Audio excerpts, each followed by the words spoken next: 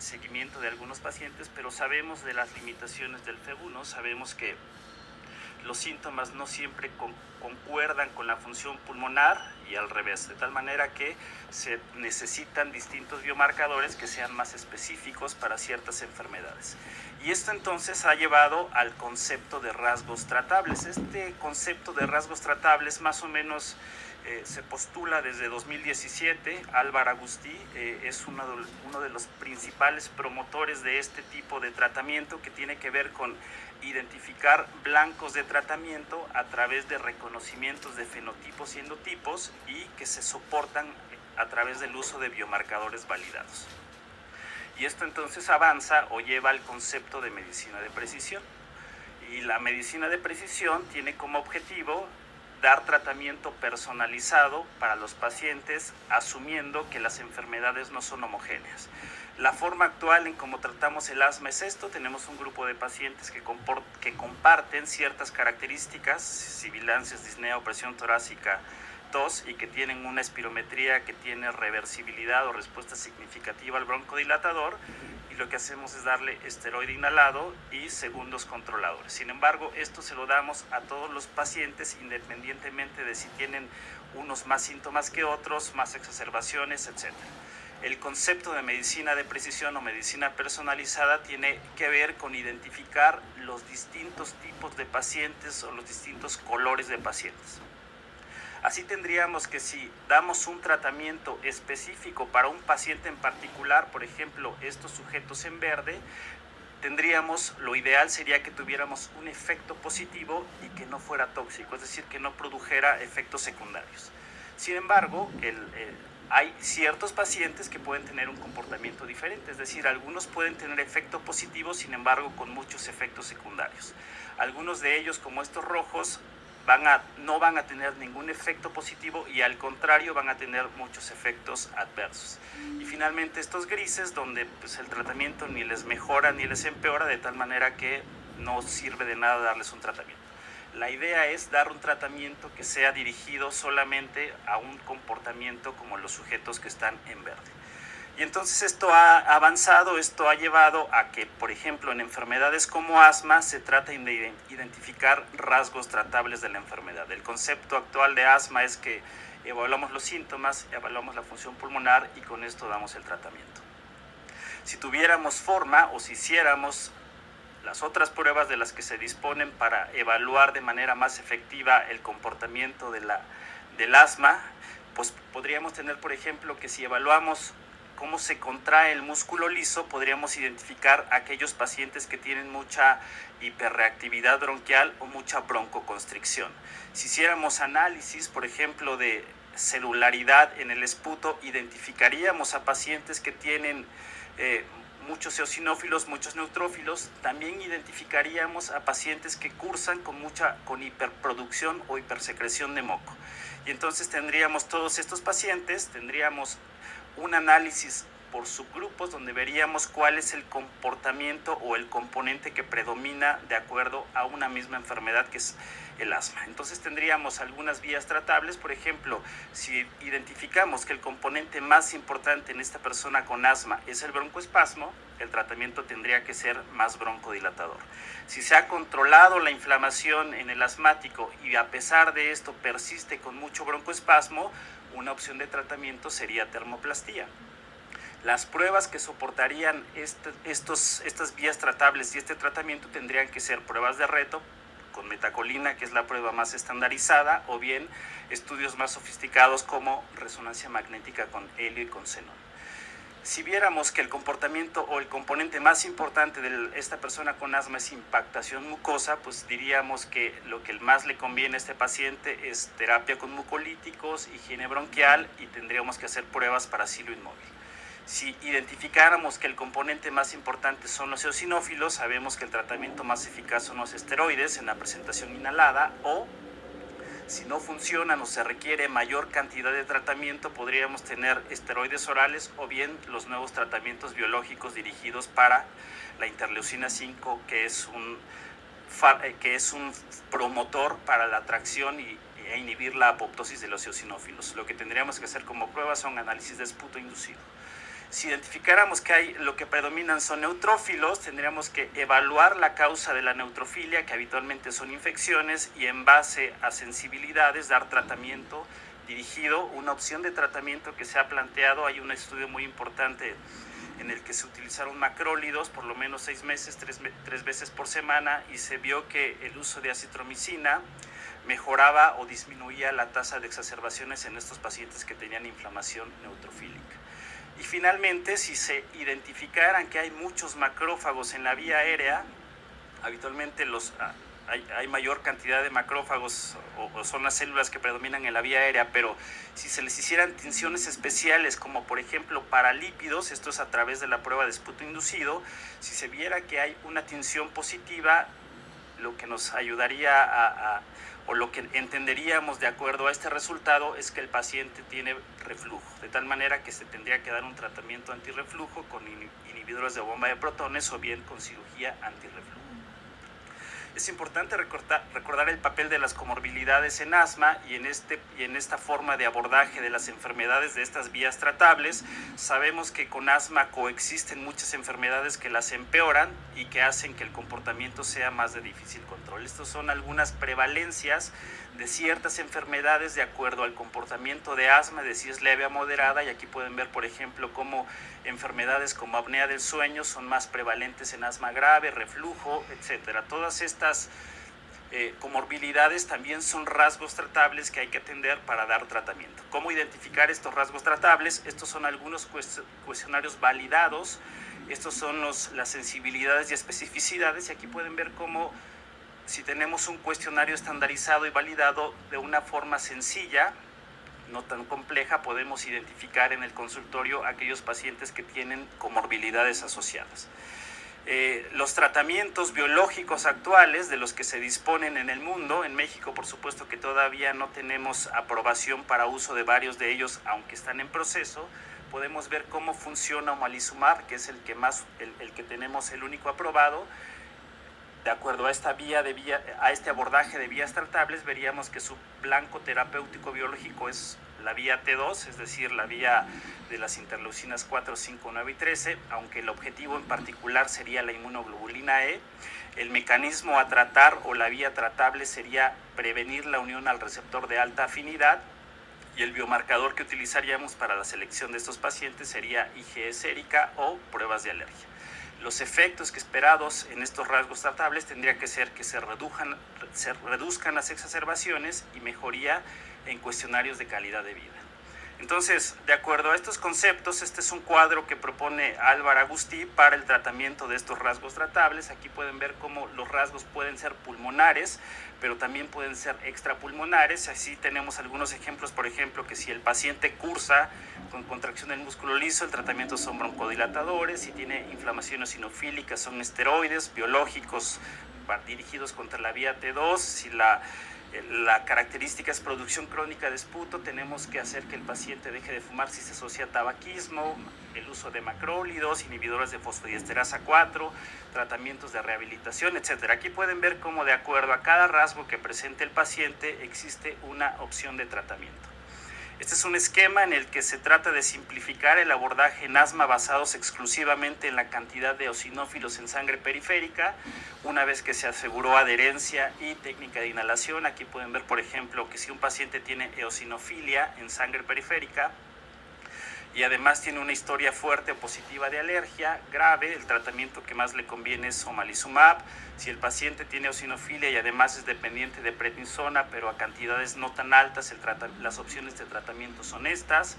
O bien si es un paciente con asma eosinofílica, pero tiene una dependencia alta de esteroides, esto es más de 10 miligramos al día de prednisona, estas son las opciones de tratamiento. O bien si tiene alguna otra característica como feno alto o eosinófilos en esputo bajos, se plantea que este medicamento puede ayudar en este tipo de pacientes. Por supuesto que hay que reevaluar todo el tiempo si el control es apropiado y considerar otras opciones de tratamiento como termoplastía en el caso de que se haya controlado la inflamación y los síntomas sean producidos por hiperreactividad bronquial. Esto es un caso clínico rápido. por cuestiones de tiempo me voy muy rápido. Mujer de 60 años, es un ejemplo de abordaje de vías tratables. Los síntomas principales son tos y disnea, es fumadora de 10 paquetes año, historia de sinusitis y fractura de muñeca izquierda, espirometría con obstrucción grave con 45% del predicho sin respuesta significativa al broncodilatador, radiografía de tórax con hiperinflación, caminata de 6 minutos reducida en 395 metros, índice de masa corporal normal 22, índice de Bode de 3 unidades, disnea en escala MMRCD2, expectora alrededor de 50 mililitros de esputo blanquecino amarillento todos los días, ha recibido tratamiento óptimo, que quiere decir que se aseguró adherencia y forma correcta de uso del dispositivo.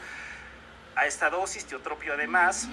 Le preguntaron cuál era su mayor problema, decía que era la terrible tos, que era vergonzoso y que además tenía muchas flemas todas las mañanas. La calidad de vida por cuestionario de St. George estaba disminuida con 63.3 unidades. De acuerdo al abordaje por rasgos, se identificó que esta persona tenía inflamación eosinofílica de la vía aérea porque tenía eosinófilos del 6.5%, tenía hiperreactividad de la vía aérea, tenía tendencia a exacerbaciones, hipersecreción de moco y además identificó a una bacteria que fue Haemophilus influenza como un colonizador patógeno. El dominio pulmonar, entonces las opciones de tratamiento de acuerdo a esto eran para la inflamación eosinofílica esteroides orales mientras se disponía de un anti-IL-5, para la hiperreactividad bronquial continuar con esteroides inhalados, para la tendencia a exacerbaciones tener un plan de acción escrito para que el paciente sepa qué hacer cuando empiezan los síntomas y no progrese una exacerbación grave, y otras técnicas como de aclaramiento mucociliar o los antibióticos dirigidos específicamente contra el patógeno encontrado. Para los dominios extrapulmonares se identificó osteopenia, se le dio alendronato, se identificó sarcopenia, se mandó a orientación nutricional y se identificó limitación a las actividades y se le planteó ingresar a un programa de rehabilitación, y para la respiración disfuncional un programa de reentrenamiento de la respiración. Los desenlaces para este abordaje de rasgos tratables son estos. Este es el comportamiento a través del tiempo, a los 3 y a los 6 meses. De acuerdo a cada aspecto específico, a cada rasgo tratable, se puede ver que hubo una mejoría en cuanto a esto.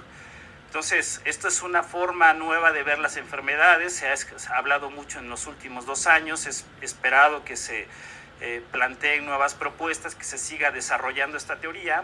Por ahora, pues solamente tenemos esto hasta el momento.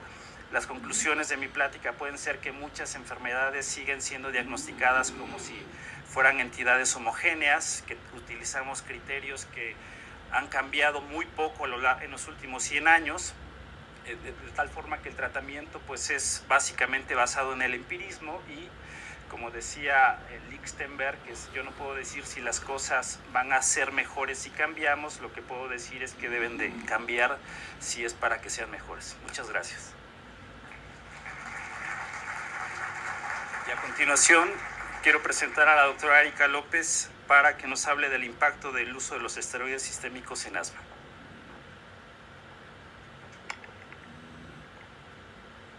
Hola, buenos días a todos. Gracias, José Luis. Gracias a todos por su presencia.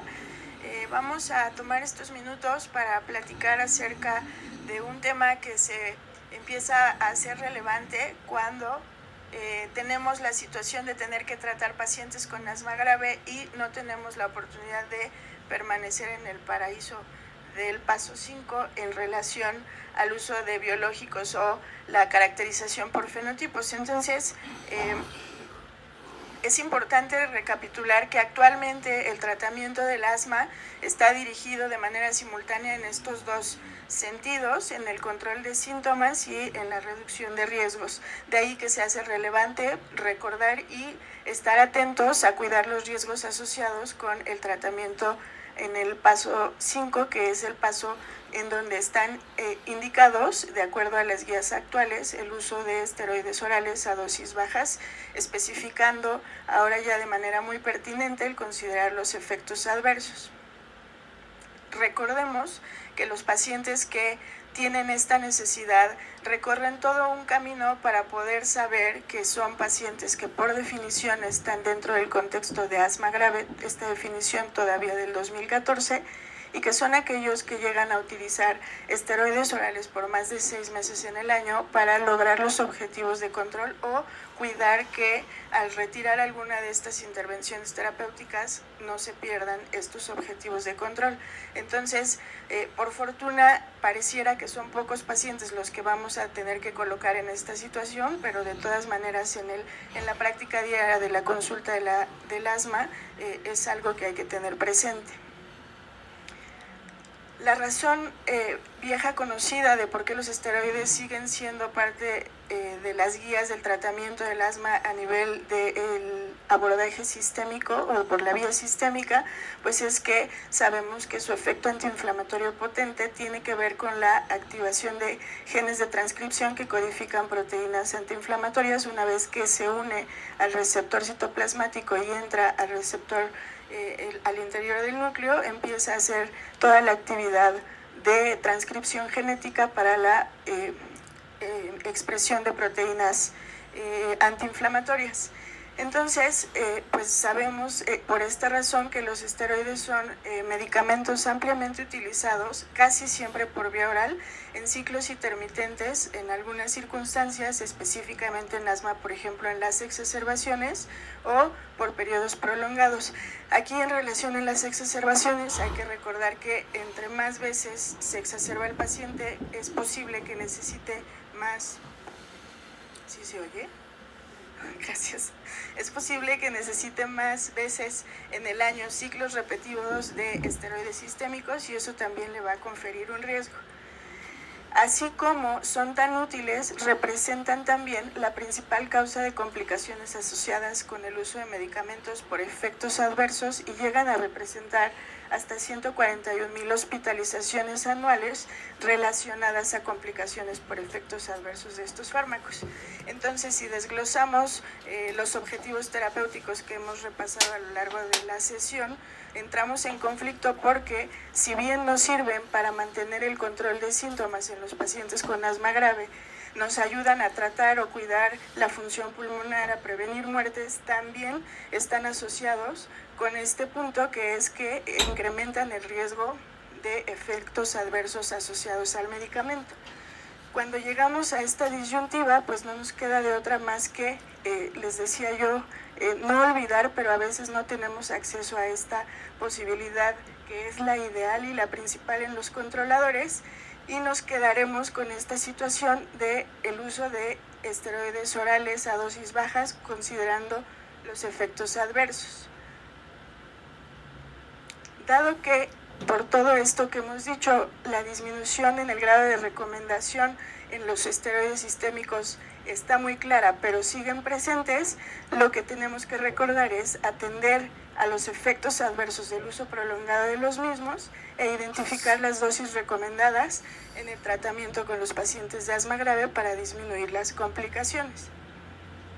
Este es un esquema de repaso en donde vemos los diferentes tejidos o órganos blancos o sistema, en donde tenemos bien especificado cuáles son las complicaciones presentes de manera significativa. Estas complicaciones vienen en relación a que al activarse el efecto antiinflamatorio de los esteroides y tener el beneficio del aumento de las proteínas antiinflamatorias por el mecanismo de transactivación o tener el beneficio a través de la transrepresión de disminución de ciertas moléculas proinflamatorias, también tenemos un efecto negativo que puede ser presente en los pacientes a través del mecanismo de cisrepresión, lo cual disminuye la producción de ciertas moléculas y está asociado con los efectos adversos.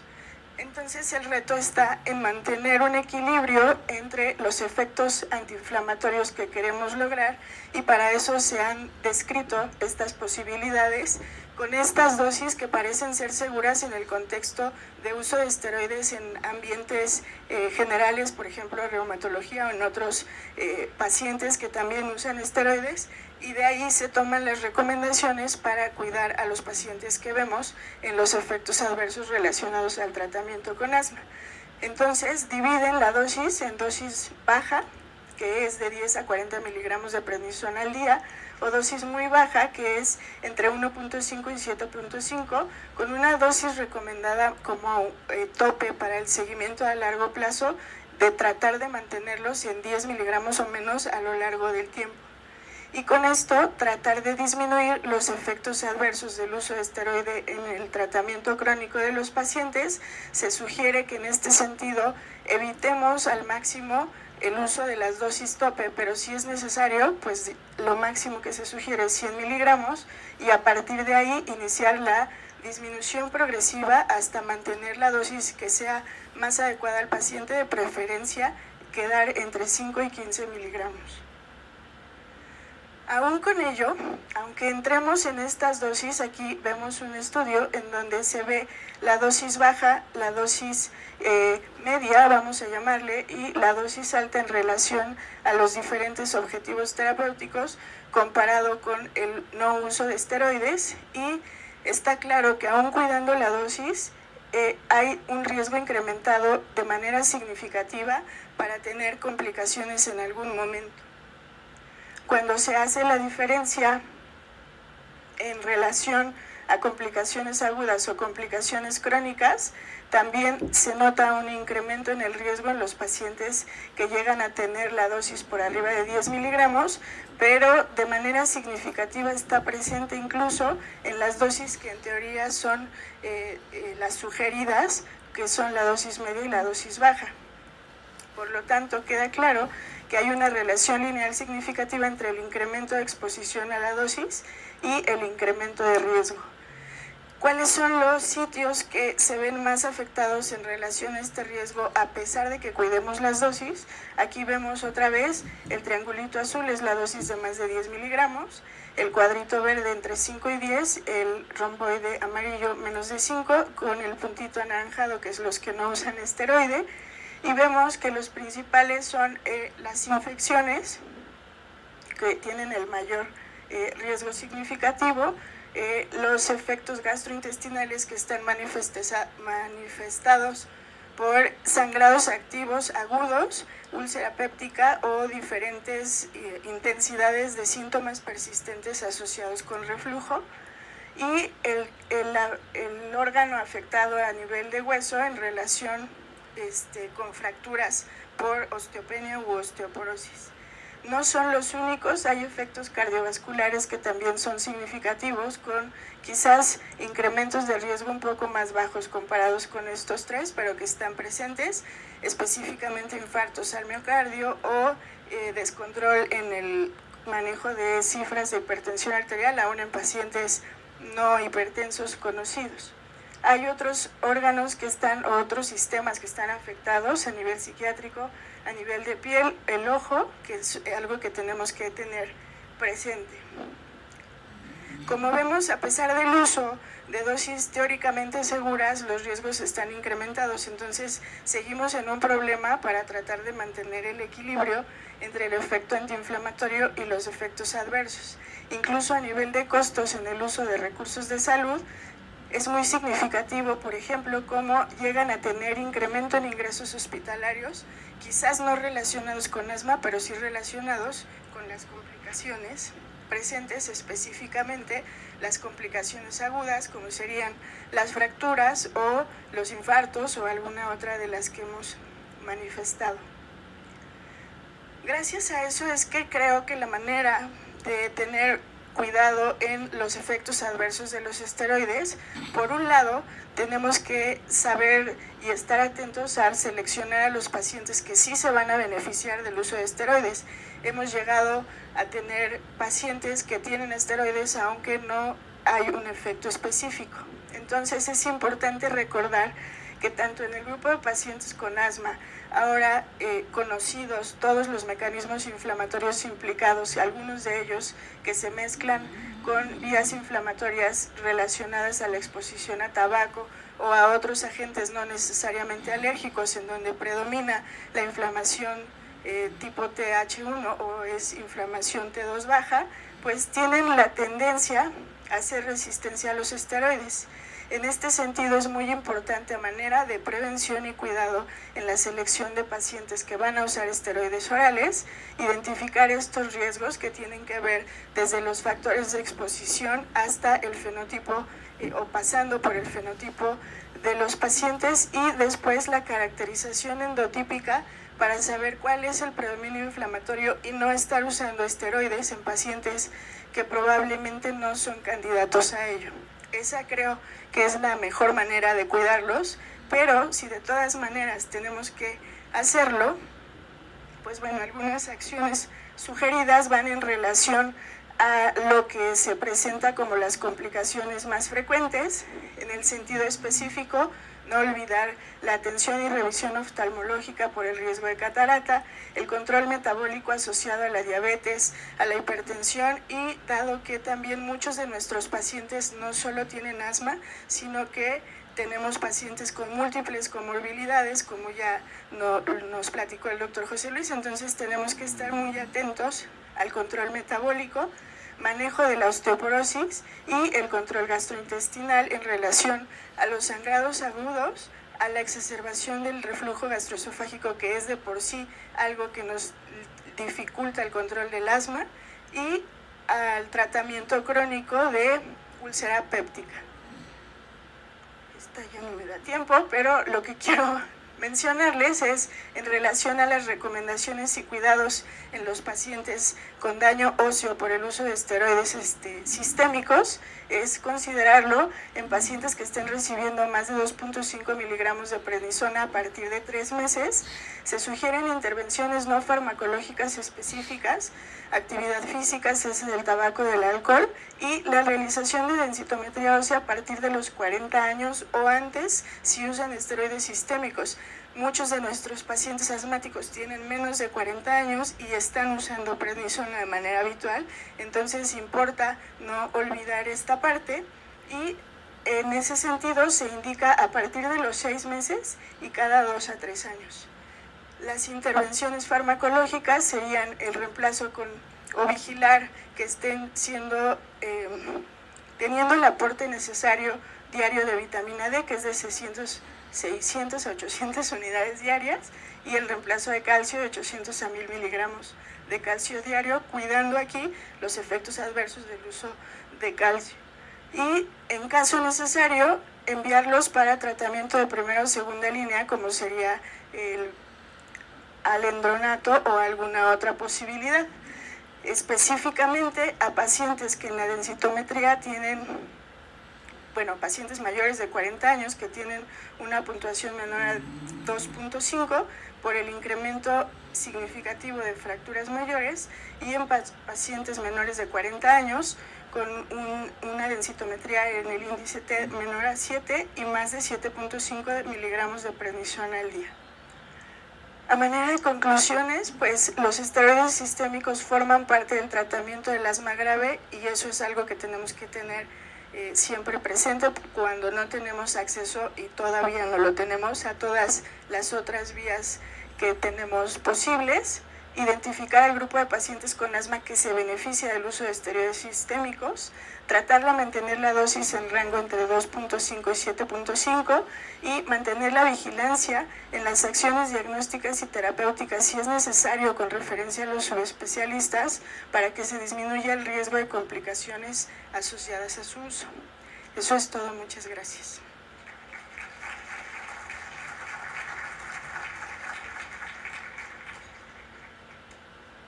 Muchas gracias, la doctora Erika López. Si alguien tiene alguna pregunta o comentario, podemos tener un par de minutos para contestarlas. Bueno, si no es así, les agradezco mucho su asistencia a esta sesión general.